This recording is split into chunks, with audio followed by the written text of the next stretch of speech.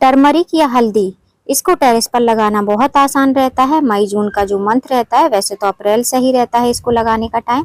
अगर आप लेट हो गए हैं तो मई के लास्ट में और जून के स्टार्टिंग में भी आप इसको लगा सकते हैं। इसको लगाने का तरीका बहुत आसान रहता है। यदि आप टेरेस गार्डनिंग करते हैं, आपके टेरेस पर छाया आती है, बहुत ज़्यादा धूप नहीं रहती है, तो ये एक ऐसा मेडिसिनल प्लांट है। इसको अगर आप लगा लेंगे तो इसको लगाने के बाद में टेरेस पर ग्रीनरी भी बहुत अच्छी रहेगी।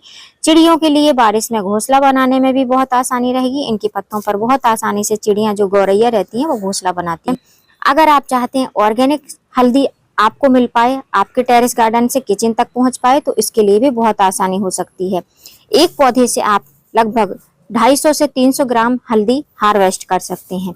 किस तरीके से लगाना है, कैसा गमला लेना है, कैसी मिट्टी बनाना है, आज सारी ही चीजें आपके साथ में शेयर करूंगी। हेलो फ्रेंड, मैं सबिता ग्रीन गार्डन गुजरात से। आज मैं आपके साथ में ऑर्गेनिक हल्दी को ग्रो करने का तरीका बताऊंगी। पिछले साल जो मैंने आपके साथ में हल्दी उगाई थी, तो उसका मैंने वीडियो शेयर नहीं किया था।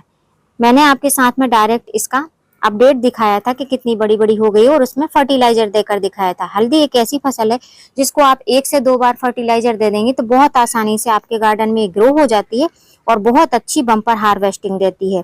ये 6 से 7 महीने या 8 महीने की फसल रहती है। आपके पौधे किस प्रकार से हैं उसी तरीके से इनकी हार्वेस्टिंग हो पाती है।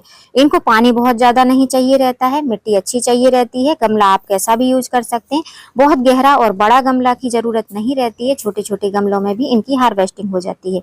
जब ये मेच्योर हो जाती हैं, हल्दी गांठें मजबूत हो जाती हैं, मेच्योर हो जाती हैं, तो इस तरीके से पौधे जो है नीचे झुक जाते हैं और जो है ब्राउन कलर के हो जाते हैं, सूखने लगते हैं। तो ये साइन देते हैं कि अब जो है हमारा टाइम पीरियड पूरा होने वाला है, तो इनमें पानी देना बंद कर देना चाहिए। उसके बाद में इनकी हार्वेस्टिंग कर लेना चाहिए। ये आप देख सकते हैं हल्दी का, ये जो आमा हल्दी है। हल्दी कई प्रकार की होती है, काली हल्दी, पीली हल्दी, आमा हल्दी। मैं 2 प्रकार की हल्दी लगाती हूँ, आमा हल्दी और पीली हल्दी।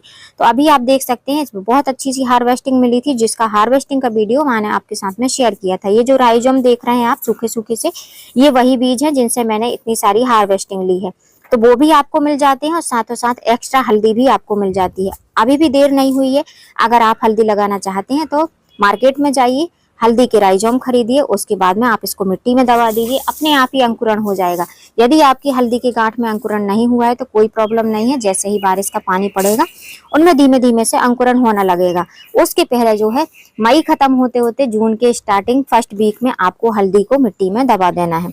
आगे मैं आपके साथ में शेयर करूंगी कि मैं किस तरीके से हल्दी को लगा रही हूँ, उसी तरीके से आप भी लगाएंगे तो साथ साथ मेरे साथ भी आप हल्दी की हार्वेस्टिंग ले पाएंगे। अब यहाँ पर आप देखिए मैंने इतनी हल्दी बचा कर रखी थी जो कि हम किचन में यूज करते हैं, येलो कलर की हल्दी, और ये है आमा हल्दी जिसको व्हाइट कलर की हल्दी भी कहा जाता है। इसमें आम की तरह टेस्ट आता है। इनको मैंने बीज के लिए रख लिया था। अभी आप देख सकते हैं इनमें बहुत अच्छे से स्प्राउट दिखाई देने लगे हैं। कुछ में आए हैं, कुछ में अभी नहीं आए हैं, लेकिन अगर आप गौर से देखेंगे तो जिनमें स्प्राउट नहीं आए उनमें क्रैक्स बन रहे हैं, मतलब कि अब धीमे से इनमें भी स्प्राउट आ जाएंगे। तो ऐसी हल्दी अगर रहती है, अगर स्प्राउट आ गए हैं तो अच्छा है, नहीं आए हैं तो उनमें भी आ जाते हैं, थोड़ा टाइम लगता है तो वो आ जाते हैं। तो ऐसी हल्दी आपको ग्रो करनी है। अब इनको ग्रो कैसे करना है आगे वो बताऊंगी। और जिनको ऐसा लगता है कि जो हम वो खड़ी हल्दी लाते हैं, सूखी हल्दी जो गांठें रहती है, उनसे हम हल्दी ग्रो कर सकते हैं, तो बिल्कुल भी नहीं कर सकते। वो हल्दी रहती है जो इस तरीके की हल्दी रहती है जिनमें स्प्राउट नहीं रहती है। जब हम हार्वेस्टिंग करते हैं तो उनको गर्म पानी में बॉयल किया जाता है, उसके बाद में उनको सुखाया जाता है, इसलिए वो इस तरीके से टाइट रहती हैं, तो उनमें कोई स्प्राउट नहीं आएगा। इस तरीके से जिसमें आंखें आ गई हों उन हल्दी को आपको ग्रो करना है। अब पिछले साल जब मैंने आमा हल्दी लगाई थी तो मेरे पास में ऐसे 1 या 2 ही राइजोम थे। अभी आप देख सकते हैं जैसे कि आप देख रहे हैं 2 राइजोम थे। ये स्पष्ट दिखाई दे रहा है कि 2 राइजोम से उगी हुई हल्दी थी। एक ये है जो कि अभी लगाई हुआ है और दूसरा ये है। इस एक राइजोम से इतने सारे गांठें बनी हुई हैं, आप देखिए। और उसके बाद में यहाँ पर ये एक राइजोम है, इससे इतनी सारी गांठें बनी है। इस हल्दी को मैंने खाने में बिल्कुल भी यूज नहीं किया, क्योंकि इस बार मैं इसकी ज्यादा बोआई करूंगी, मतलब इसको मैं ज्यादा लगाऊंगी, ज्यादा ग्रो बैग में लगाऊंगी। अब बहुत सारे लोगों को लगता होगा कि इस हल्दी का क्या यूज होता है, तो इसको आप अचार की तरह, जो फ्रेश अचार बनता है नींबू डाल के, उसमें यूज कर सकते हैं। बहुत ही अच्छा टेस्ट आता है। सर्दियों के टाइम में इसको खाया जाता है। इसकी स्किन को निकाल कर इसको लंबे लंबे पीस में कट करके और बॉटल में भर के नींबू डालकर मिर्ची डाल के रखेंगे तो इसका अचार बहुत अच्छा बनता है, जिसको इंस्टेंट पिकल कहा जाता है। अब यदि आप फर्स्ट टाइम हल्दी ग्रो कर रहे हैं तो गमला कैसा लेना है, आपको मिट्टी कैसी लेनी है वो आपको दिखाती हूँ। मेरा गमला तो वही है जो पिछले साल था, वही ग्रो बैग है, कोई दूसरा ग्रो बैग मैंने नहीं लिया है। उसी प्रकार के ग्रो बैग में लगाऊंगी। पिछले साल जो संख्या थी उसकी संख्या थोड़ी सी बढ़ा दूंगी, क्योंकि इस बार मुझे ज्यादा हार्वेस्ट चाहिए। हल्दी का रिजल्ट मुझे बहुत अच्छा मिला था, इसलिए मैं ज्यादा मात्रा में हल्दी ग्रो कर रही हूँ। गमला आप कोई भी ले सकते हैं, कोई कंटेनर ले सकते हैं, वेस्ट मटेरियल ले सकते हैं। हाइट 9 इंच से ज्यादा नहीं रखनी है, 8 होगी तब भी चलेगा, लेकिन 9 इंच से ज्यादा आपको हाइट नहीं रखनी है। रीजन ये है कि ये कंदवर्गीय फसल है। कंदवर्गीय फसल के लिए बहुत ज्यादा मिट्टी की जरूरत नहीं रहती है। जितना मिट्टी रहेगी बारिश में उतना ही ज्यादा पानी उसमें समाएगा। तो जब ज्यादा पानी हो जाएगा तो जो कंद रहते हैं हल्दी के, ज्यादा बारिश का पानी के मिलने की वजह से ये सड़ जाएंगे, गल जाएंगे। तो इस चीज का आपको ध्यान रखना है। अब मैंने ग्रो बैग लिया है। मेरे ग्रो बैग में आप देखेंगे तो साइड साइड में आपको होल दिखाई देंगे। 4 होल हैं, लेकिन सेंटर में कोई होल नहीं है। तो इस बार मैं इसमें सेंटर में भी होल बनाऊंगी, जिसके लिए मैंने सीजर ले ली है और सीजर की मदद से इसको उल्टा करूंगी और थोड़ा सा ऐसे करके पकड़ूंगी और ऐसे यहाँ पर एक कट लगा दूंगी। तो ये हो गया हमारा ग्रो बैग में होल हो गया। अभी आप देख सकते हैं काफी अच्छे से होल बन चुका है। तो ऐसे होल रहेगा तो पानी ज्यादा स्टोर नहीं होगा बारिश में। ओपन में ही आपको इनको रखना है, ये कंद बिल्कुल भी खराब नहीं होंगे। अब बात आती है मिट्टी कैसी बनानी है। मिट्टी आपको भुरभुरी बनानी है, जिसमें पानी बहुत ज्यादा स्टोर नहीं होना चाहिए, नमी रहनी चाहिए, पानी स्टोर नहीं होना चाहिए। तो जितनी मिट्टी रहेगी उतनी ही आप सैंड मिक्स कर लीजिए, या थोड़ी सी कम मात्रा में सैंड रहेगी चलेगा, लेकिन भुरभुरी मिट्टी होनी चाहिए। जैसे ये आप देख रहे हैं ये भुरभुरी मिट्टी है। तो ये तो मेरी पुरानी मिट्टी है। आप चाहो तो आप फ्रेश मिट्टी ले रहे हो, नर्सरी से लेकर आए हो, तो आप मिट्टी जितनी है उतनी ही आप कंस्ट्रक्शन सैंड, जिसको बजरी रेती कहा जाता है, बालू नहीं, कंस्ट्रक्शन सैंड।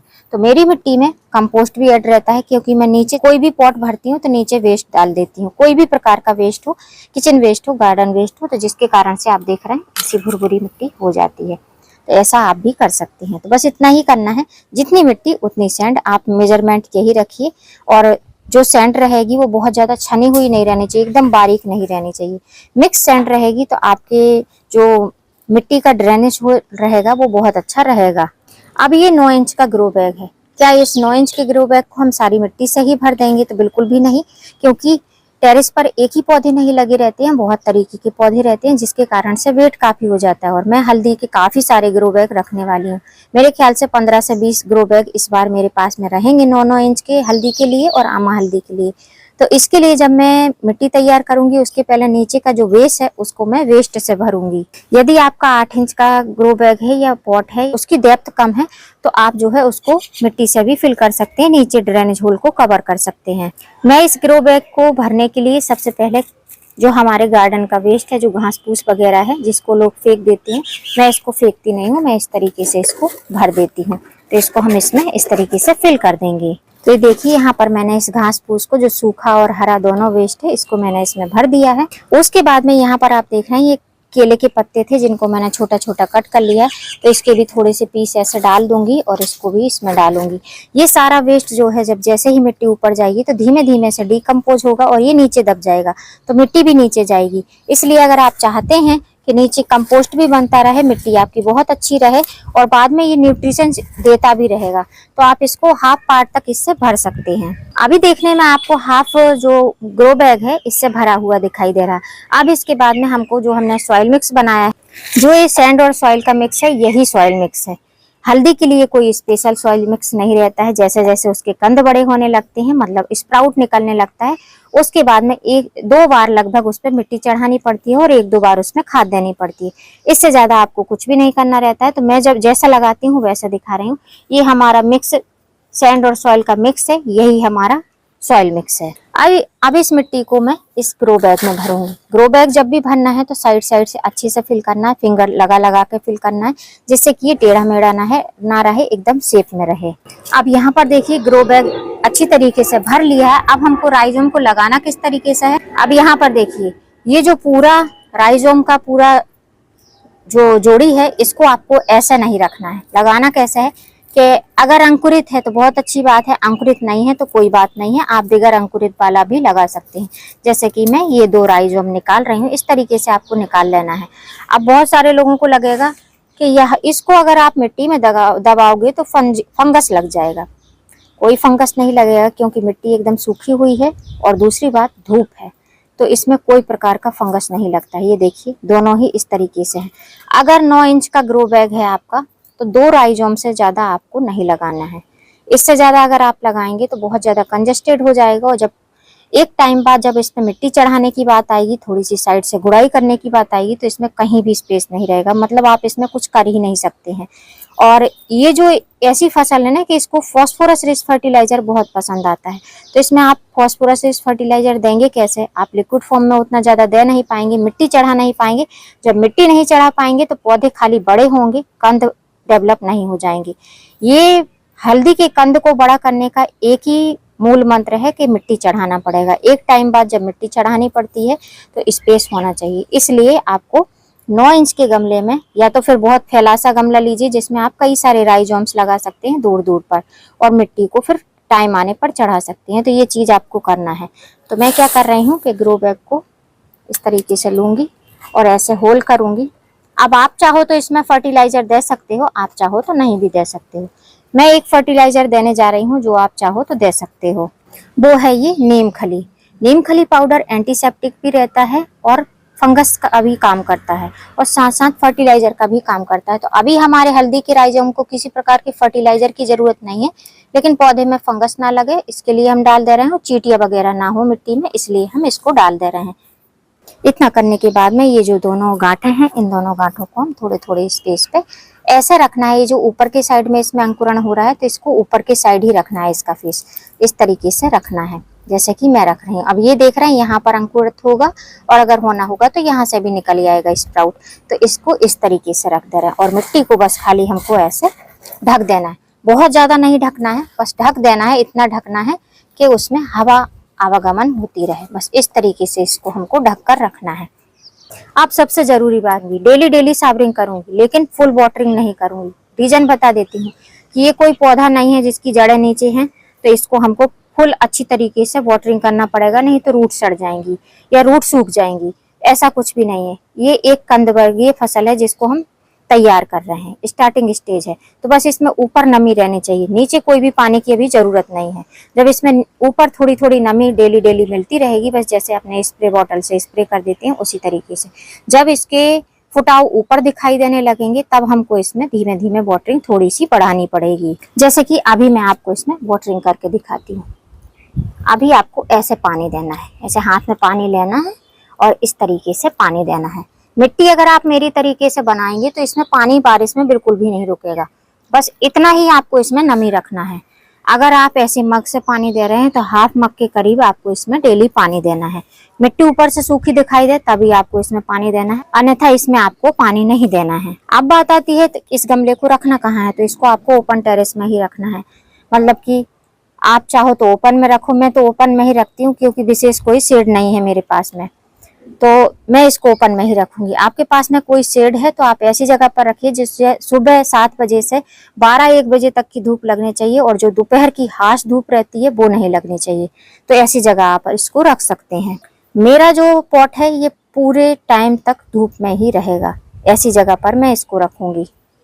तो अभी तो मैंने आपके साथ में एक ग्रो बैग फिल करना और इसमें हल्दी लगाना बताया है, और अभी आप देख सकते हैं मेरे पास में काफी सारी हल्दी और काफी सारी आमा हल्दी भी पड़ी हुई है, तो इनको भी मैं लगाऊंगी। टाइम टू टाइम मैं आपके साथ में अपडेट भी शेयर करती रहूंगी। तो यदि आपने नहीं लगाई है हल्दी तो अभी लगा लीजिए, बहुत अच्छा टाइम है। जैसे मैं लगा रही हूँ वैसे आप भी लगा सकते हैं, और जब मैं हार्वेस्टिंग लूंगी तो साथ साथ आप भी हार्वेस्टिंग ले सकते हैं। उम्मीद करती हूँ फ्रेंड वीडियो हेल्पफुल रहा होगा। वीडियो यदि अच्छा लगा हो तो वीडियो को लाइक करना, चैनल पे न्यू हो तो चैनल को सब्सक्राइब करना बेल आइकन के साथ में। और ये वही प्लांट है जिसकी मैंने अभी 2 से 3 दिन पहले रिपोर्टिंग करी थी। आप देख सकते हैं बहुत अच्छे से इसमें फूल भी खिल रहे हैं, प्लांट भी हरा भरा है, कोई पत्ती पीली भी नहीं हुई है। तो फिर मिलूंगी किसी नई वीडियो में नए टॉपिक के साथ, तब तक के लिए हैप्पी गार्डनिंग।